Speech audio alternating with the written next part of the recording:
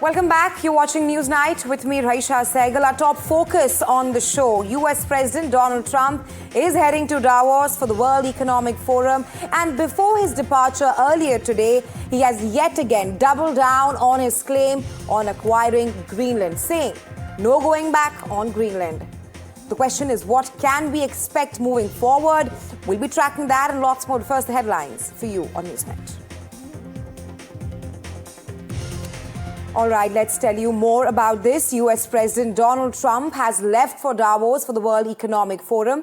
He is heading to Switzerland after threatening tariffs on Denmark and 7 other NATO allies, all of whom have now sent small detachments of troops to Greenland. And all these statements that the US President Donald Trump has been giving, it comes at a time when the US President has doubled down on his bid to take over Greenland. Now, before his appearance at the World Economic Forum, not just that, Trump has also shared private text messages from French President Emmanuel Macron and NATO Chief Mark Rutte, further justifying his aggressive posture over the Arctic island. Earlier in the day, EU Chief Ursula von der Leyen addressed the forum and vowed unflinching response to Trump, and further warned that Trump risked plunging US ties with the European Union into a downward spiral. We also have reaction from France. French President Emmanuel Macron has said that endless accumulation of new tariffs from the US is fundamentally unacceptable. So at this point of time, all European nations have come together telling Trump that you perhaps cannot go on a tariff tirade. Of course, Trump said that there is no going back on his plan when it comes to Greenland, and that Greenland is imperative for national and world security.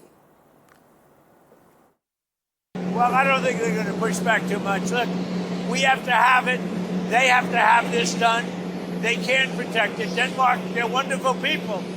And I know the leaders, they're very good people, but they don't even go there. It shows that our northern NATO members have Arctic-ready forces right now. And above all, that Arctic security can only be achieved together. And this is why the proposed additional tariffs are a mistake, especially between long-standing allies. The European Union and the United States have agreed to a trade deal last July. And in politics, as in business, a deal is a deal. We have to be strategic about how we approach this issue. And this is why we are working on a package to support Arctic security. Full solidarity with Greenland and the Kingdom of Denmark. The sovereignty and integrity of their territory is non-negotiable. We have to fix prosperity in democracies. I mean, it doesn't make sense to have tariffs and be divided, and even to threaten now with additional tariffs.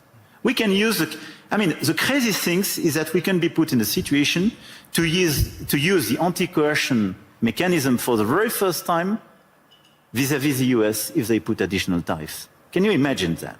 This is crazy. Well, we have been seeing how Trump has been attacking the European nations, the 8 European nations to which Trump has issued tariff threats. So what are the European Union's retaliatory options? Let's take you through them. First up, reimpose retaliatory tariffs on US imports are the first step that European nations can perhaps take after Trump imposes tariffs on them. Second, activate trade bazooka to counter pressure from the United States of America. This is a second option that the European Union can take. Then comes the third option that the European Union can take, that is delay or suspend EU-US trade ratification. Of course, we heard Ursula von der Leyen there saying that if Trump goes forward with his tariffs tirade, then this will perhaps jeopardize EU-US trade ties.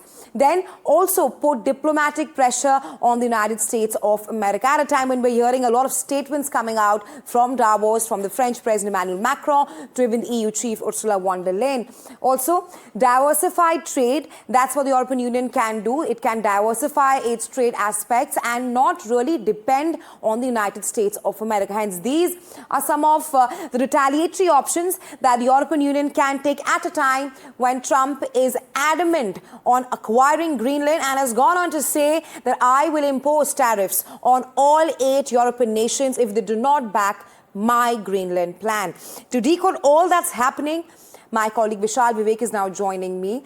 Vishal, Trump heading to Davos, perhaps more aggressive than before, issuing statements like no going back on Greenland and posting, even going a step further and posting memes of himself claiming Greenland and Canada.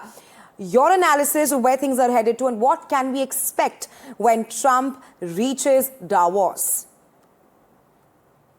Well, it will be, there will be some trade-offs. There will be many, there will be many transactions. There will be many standoffs between both the leaders, between both the sides, because Trump is sort of sidelined on the international stage because all the allies on the European side, they are rallying together and Trump is sort of alone because almost no U.S. ally is standing with Trump at the moment. Even Canada, we've heard from the Canadian foreign minister in the last few minutes.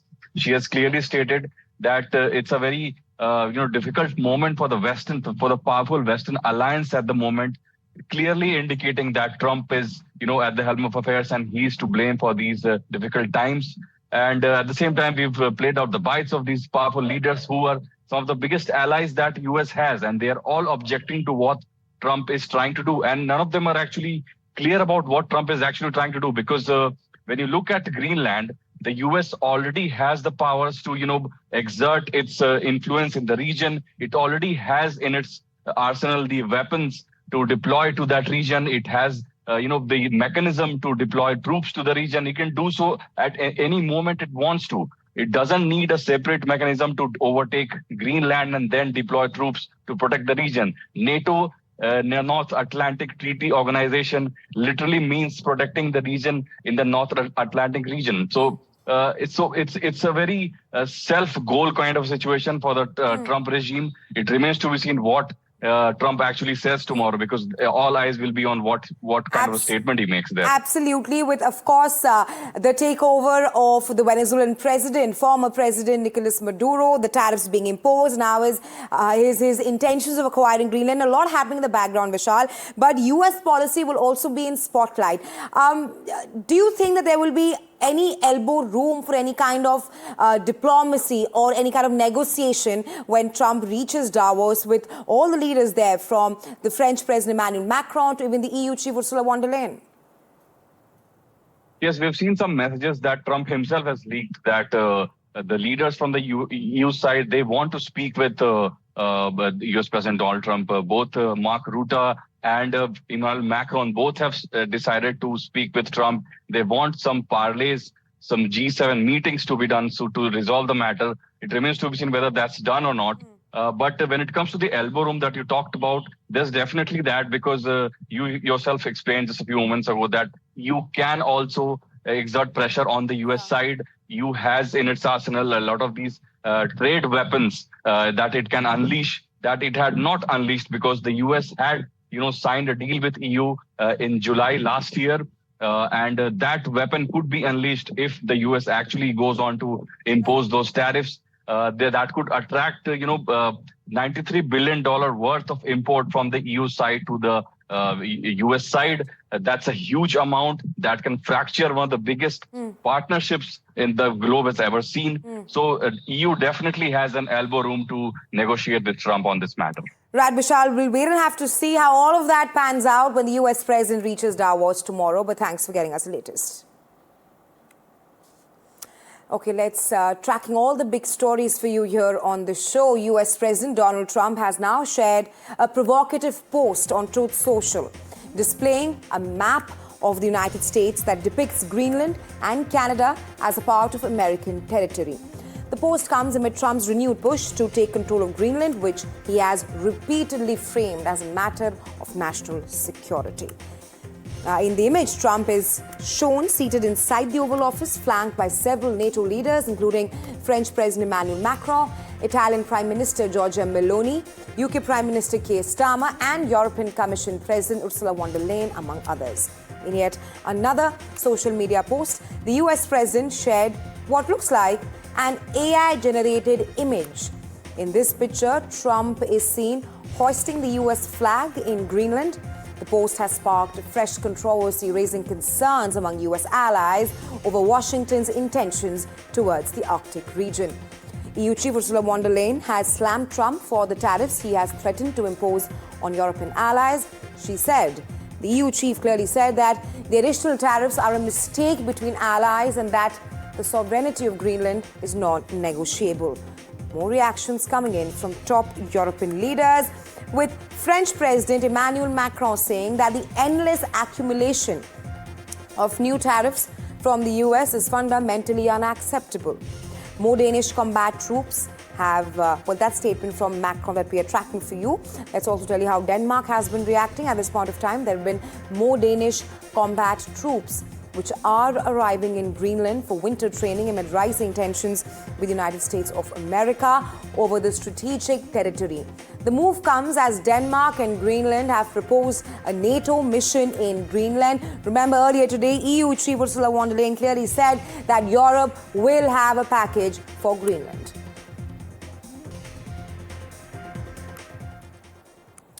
Well, a private message meant for Norway's Prime Minister is now record-setting across Europe and the internet as well. It's a letter from Donald Trump linking the Nobel Peace Prize to Greenland and tariffs, which has now sparked diplomatic pushback, sharp reactions and late-night ridicule. Here's how it unfolded.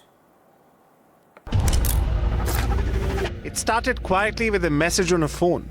It ended loudly shaking diplomacy across Europe. Norway's Prime Minister Jonas Gahr Store confirming he received a message from Donald Trump. One that blended frustration over the Nobel Peace Prize with demands over Greenland. Jeg har ikke tenkt å gå inn og kommentere hver setning i den SMS-en. Han er veldig opptatt av Nobelprisen. Og jeg har forklart han lenge at det er en pris som deles ut av en norsk komité, ikke av en norsk regjering.